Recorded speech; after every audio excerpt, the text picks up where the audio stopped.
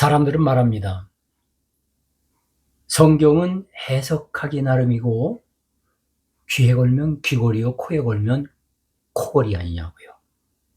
그러나 이것은 진리를 의견으로 낮춰버리는 그런 위험한 표현입니다.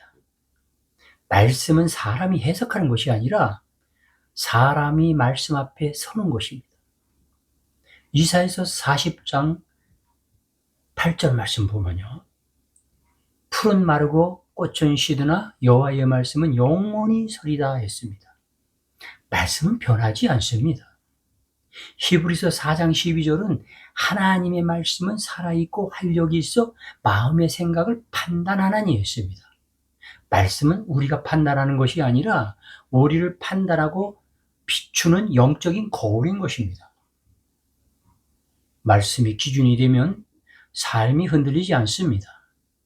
기준이 하나님인 사람들은 구원의 확신도 있습니다. 말씀은 선택의 대상이 아니라 순종의 대상인 것을 기억해야 됩니다. 하나님의 말씀은 귀걸이가 아니라 의견이 아니라 진리인 것입니다. 우리가 말씀을 판단하는 것이 아니라 말씀 안에서 바르게 서야 할 피조물입니다. 나는 하나님을 못 믿겠다. 왜? 눈에 보이지 않으니까. 그렇게 말하는 사람도 있습니다만 그런 분에게 반문하고 싶습니다.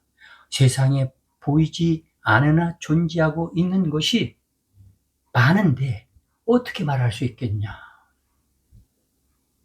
이 건물은 스스로 생겼나요? 이 자동차는 스스로 만들어졌나요? 인공지능은 어떻게 생긴 것인가요? 여러분이 보지 못했어도 만든 사람이 있습니다. 하물며 그런 인간을 만든 하나님의 능력은 왜 인정하지 못하나요?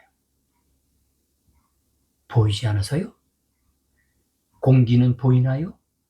전파는 보이나요? 그렇습니다. 보지는 못했어도 보이지는 않아도 분명히 조물주가 있다는 것, 창조자가 있다는 것을 꼭 기억해야 됩니다. 언제나 결과물이 있으면 설계자가 있는 법인 거죠. 시편 19편 1절에 보면 하늘이 하나님의 영광을 선포하고 궁창이 그의 손으로 하신 일을 나타내는도다 했습니다. 자연은 하나님을 증명하는 설계도인 것입니다. 우리가 엔진을 뜯지 않아도 자동차 원리를 믿는 것처럼 우리는 하나님이 안 보여도 그분의 작품을 통해서 인식하는 것, 이게 믿음인 것이죠. 창조자가 없이 창조가 있을 수 없는 것처럼 세상은 저절로 만들어진 것이 아니라 창조자의 능력으로 만들어진 것입니다. 자연의 신비함을 보고도 창조자인 하나님께 감사하지 못하는 것은 지나친 고집이요 교만일 수 있다는 것을 우리는 경계해야 됩니다.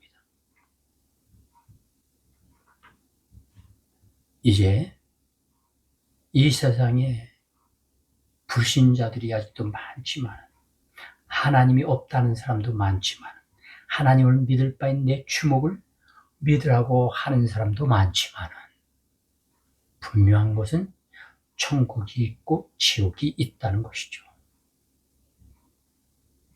누군가가 죄를 짓고 잘못하면 아이고 저 사람 지옥 갈 사람, 또 어쩌다 가물어 갖고 비가 안 오면은 아이고 하나님도 무심하시지. 우리의 입에서 믿지 않는 사람들의 입에서도 자동적으로 생각지 않게 나오는 경우를 많이 봅니다. 뭘 의미합니까? 존재하신다는 거예요. 존재한다는 거예요. 분명히 하나님은 살아계십니다. 여러분, 이 말씀을 듣는 여러분, 혹이라도 잠시 잠깐이라도 의심의 여지가 있다면 이기시기 바랍니다. 물리치시기 바랍니다. 세상은 저절로 생긴 것이 아니라 창조자에 의해서 창조된 것이고, 인간도 하나님의 피조물이라는 것, 절대 주권자의 소유물이라는 것 기억해야 됩니다. 내 몸이 나의 소유로 생각하면 내가 가치 없는 그러한 존재로 느껴질 수가 있습니다. 나의 몸은 하나님이 빚어 만드신 하나님의 작품이다. 귀하게 생각할 수 있는 우리 모두가 되어지길 주님의 이름으로 축복합니다. 기도하겠습니다. 고마우신 하나님, 하나님은 살아계시고 우리는 하나님의 작품입니다. 하나님의 피조물입니다. 그럼에도 불구하고 하나님을 온전히 모시지 못한 것, 하나님이여 커다란 잘못인 줄 압니다. 우리 마음속에 깨달음을 주시고 더욱더 하나님과 가까운 사이가 되어질 수 있도록, 하나님을 온전히 모시고 사는 그런 자가 될 수 있도록, 하나님을 주인으로 섬길 수 있는, 하나님을 온전하게 주님이라 부를 수 있는 우리 모두가 되어지게 도와주시옵소서. 거룩하신 예수님의 이름으로 기도드리옵나이다. 아멘.